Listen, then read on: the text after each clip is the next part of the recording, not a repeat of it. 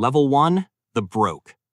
You're 22 years old and your bank account has $11 in it on a Tuesday. Not $11 until payday, $11 total. Rent is due in 4 days. Your fridge has half a block of cheese, 2 eggs, and a condiment collection that tells the story of every fast food meal you've eaten this month. You've been doing the math in your head all day. 48 hours of work at minimum wage this week. After taxes, you'll have enough for rent and not much else. You work 2 jobs. Days you stock shelves at a grocery store. Evenings you deliver food for an app that takes 30% of every order before you see a dollar. You drive a car with 230,000 kilometers on it. The check engine light has been on for 8 months. You can't afford to find out what it means. Money is all you think about, not in the way wealthy people talk about money. Not strategy or investment or growth. You think about money the way you think about air when you're underwater, constantly, desperately. You calculate the cost of everything before you pick it up. You know the price of every item you buy within 10 cents. You have a loyalty card for 7 different grocery stores because the savings are not optional. There's no safety net. One bad week ends everything. A sick day at the grocery store means a lost shift. A flat tire means choosing between fixing it and eating. The margin between okay and catastrophic is so thin it doesn't feel like a margin at all. You're not lazy. You're not making bad choices. You're working as hard as you physically can, and the math simply doesn't add up. This is the lesson the broke teach everyone who bothers to pay attention. Hard work alone is not enough. It never was. Level 2, the paycheck to paycheck. 2 years later, and things are marginally better. You found a full-time job, office work, administrative. Nothing exciting, but it pays consistently. You're making $38,000 a year. The engine light got fixed. You moved into an apartment by yourself instead of splitting a 2-bedroom with 3 other people. But you're still living paycheck to paycheck. The difference between this level and the last one is that you have a week's buffer instead of none. Your bank account is never quite zero, but it's never comfortable either. It floats somewhere between $200 and $800 depending on where you are in the pay cycle. You have credit card debt. $6,000 spread across 2 cards. You pay the minimum every month. The minimum is $68. The interest is mounting faster than you're reducing the principal. You understand intellectually that you're running in place on the debt. You can't run faster because there's nothing left after rent, food, utilities, and the minimum payments. You don't have savings. You know you should. Every financial advice column tells you to save 10%. 10% of $38,000 is $3,800 per year. You've done that math. The math doesn't work when there's no 10% left at the end of the month. The stress is different from being broke, but it's still there. You're not worried about eating. You're worried about the car holding together for another year. You're worried about what happens if you get sick and miss work. You're one unexpected expense away from putting something on a credit card that will take 6 months to pay off. Level 3, the stable. 30 years old, and you've crossed a threshold that felt impossible at 22. You have $1,000 in savings, then $2,000, then $5,000. Not in a high-yield investment account, just in a savings account at the bank earning almost nothing, but it's there. You can look at it. It represents something beyond the number. It represents the ability to absorb a bad month without catastrophe. You got a raise, then another. You're at $52,000 now. You paid off the credit card debt. It took 3 years of deliberate restraint, but it's gone. You closed one of the cards, the other you keep for emergencies, but you pay it fully every month. The interest charges are 0. That took time to feel normal. You've started contributing to your employer's retirement account, the minimum to get the employer match. Free money is free money. You have a financial buffer now, not wealth, not even close to wealth, but stability. The difference between stability and paycheck to paycheck is the ability to make decisions without panic. You can choose the better grocery store instead of the cheapest one. You can replace a worn-out pair of shoes without agonizing over it. Your social life changed too. You stopped saying no to everything. You can go to a birthday dinner without dreading the bill. You can take a weekend trip once a year. These are not luxuries to people above you on the wealth ladder. To you, they're milestones, evidence that something has shifted. Level 4, the middle class. 35, and you've built a version of the life the television said was normal. House, car, two incomes because you married someone who also works. Combined household income around $120,000. Mortgage, kids maybe? Retirement accounts that exist and aren't embarrassing. A small investment portfolio you contribute to monthly without thinking about it too much. You feel comfortable, but you don't feel wealthy. Your mortgage payment is significant. Childcare, if you have children, is more than you ever imagined possible. The cars need replacing every 10 years. The house needs maintaining constantly. There's always something. The 120,000 disappears in ways that make you wonder what people complaining about the cost of living are dealing with. And then you realize you're also complaining about the cost of living. You have more choices than your 22-year-old self could have imagined. You also have more obligations.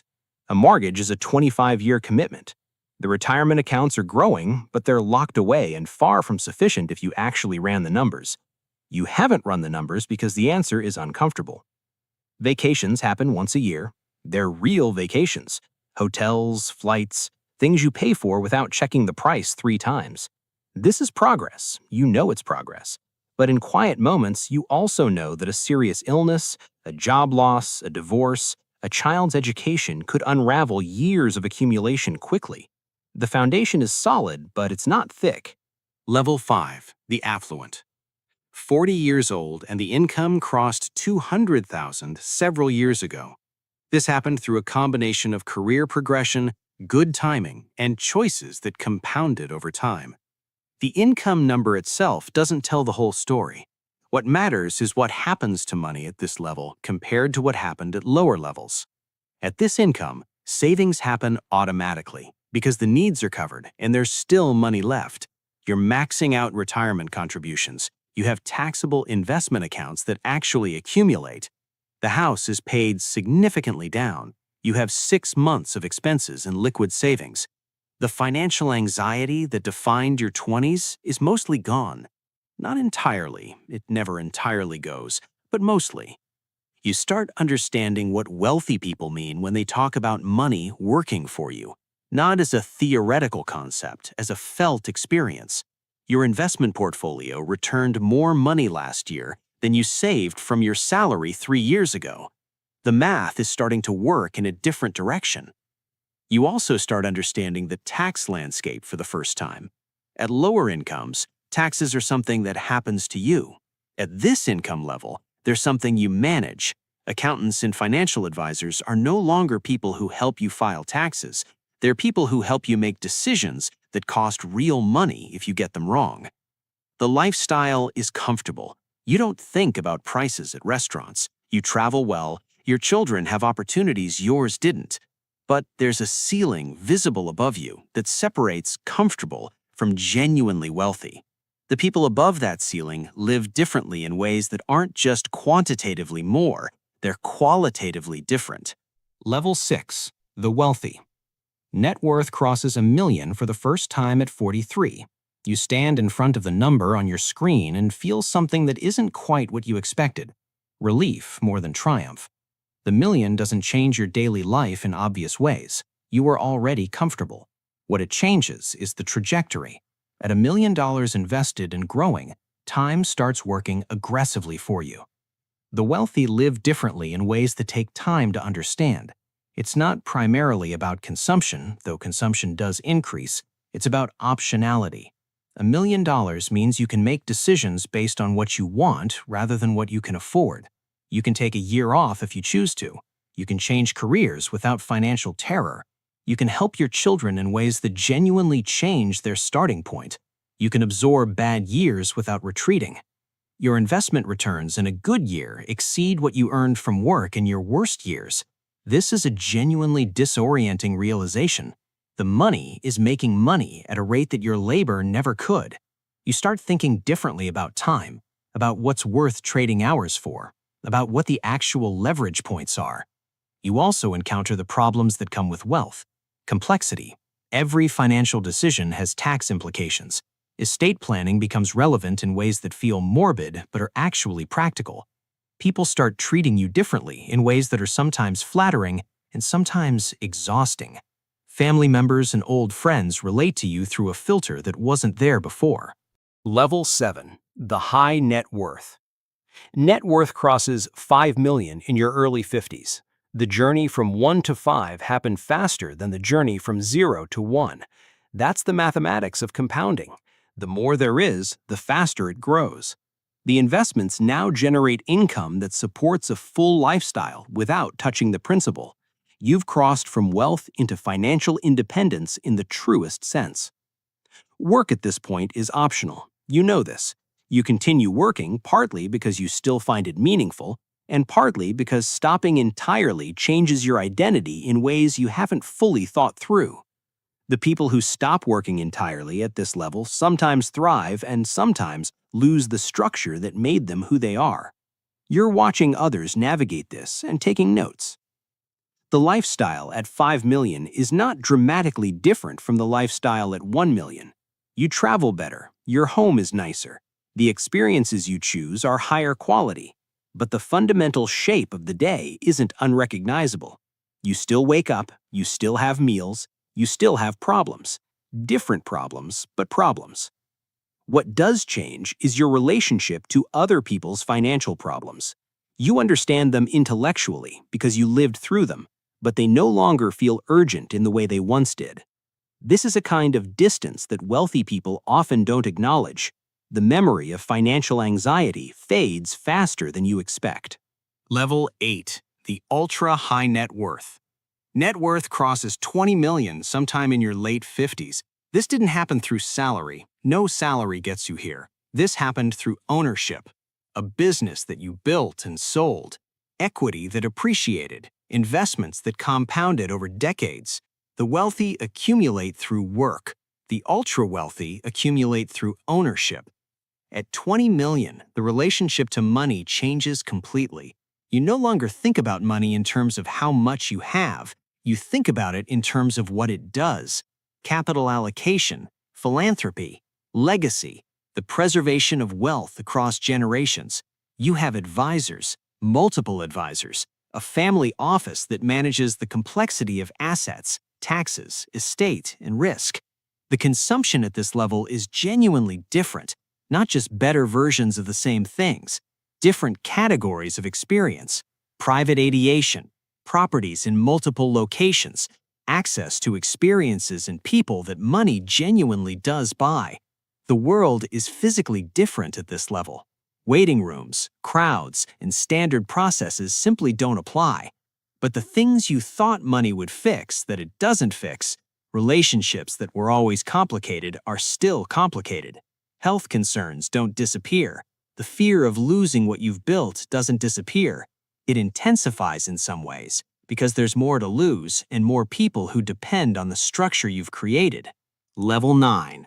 The dynastic wealthy. Net worth north of 100 million. You didn't earn this alone. The compounding of decades, good decisions, and some luck created something that has become larger than any individual contribution. The number is abstract. You don't experience it as $100 million. You experience it as what it enables, what it obligates, and what it threatens to become without careful management. Philanthropy is no longer optional in the psychological sense. Writing checks to causes large enough to actually change outcomes is both meaningful and clarifying. You start to understand the difference between money that addresses symptoms and money that addresses structures. You make some mistakes, funding things that don't work the way you hoped. You make some right choices that outlast you. The question of what to do with the money becomes as consuming as the question of how to make it once was. You consult other people at this level. Their problems are not your problems, and your problems are not theirs. But the scale is legible to each other in a way it isn't to anyone else. Your children have grown up wealthy. This is complicated. You understand what financial struggle taught you about the world. Your children don't have that. You've tried to give them values and work ethic and perspective. Whether you've succeeded is a question only time answers. Level 10. The generational. Wealth at this level is no longer primarily about you. The structure you've built through decades of work, ownership, and compounding now exists as an entity with its own logic. A family office, a foundation, real estate across multiple countries, equity stakes in companies. The individual is almost beside the point. You think about what outlasts you, not as an abstract concept, but as a practical consideration. The foundation will fund things for 50 years after you're gone. The family trusts will shape the decisions of people who aren't born yet. These are strange thoughts to sit with. You didn't start here. You started with $11 in a bank account on a Tuesday. What changed wasn't that the world became fair. What changed was the compounding of decisions, opportunities, and time. Some of it was within your control. Some of it wasn't. The luck of timing, the luck of geography, the luck of starting with health and education even when you had no money. And somewhere right now, a 22-year-old is standing at a gas station deciding whether to put $10 or $20 into a tank that's running low, doing the mental math against a bank balance they already know by heart. They're not thinking about foundations and family offices. They're thinking about Tuesday. They're thinking about how to make the numbers work one more week. They'll figure it out. Most will. Some will reach stability. Some will reach comfort. A few will cross into wealth. And the experience of having started with nothing will shape everything they do with whatever they eventually accumulate.